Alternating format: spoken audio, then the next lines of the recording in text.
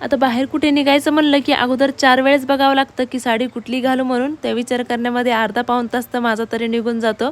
त्याच्यानंतर मग एखादी साडी फायनल होते. तर माझ्याकडे तसं तर साड्यांचं जास्त काही कलेक्शन नाही, सिंपल अशा साड्या आहेत.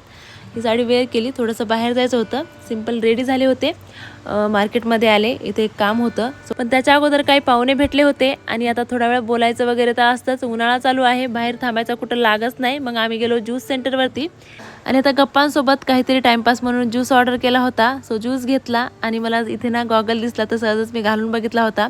नंतर आमचं जे महत्त्वाचं काम होतं तिथे आलो. तिथे आम्हाला 3-4 तास तरी थांबावं लागलं, बराच वेळ बोर झालो इथे. आणि तितक्या वेळामध्ये प्रियान प्रक्षिताचे जवळपास 4-5 वेळेस तरी कॉल आले असतील मला. लेकरं वाट बघत बसले होते. आले प्रक्षिताला जवळ घेतलं. जेवणही रात्रीचे आवरून झाले की रात्री केसांना तेल लावायला घेतलं होतं. तसं तर रोज तेल लावायला आवडतं मला, पण सकाळी उठून चेहरा आरशात बघायला थोडंसं चंपू चंपूच वाटतं ते. तर असा आजचा सिंपल मिनी व्लॉग आवडला असेल तर लाईक, शेअर आणि सबस्क्राईब.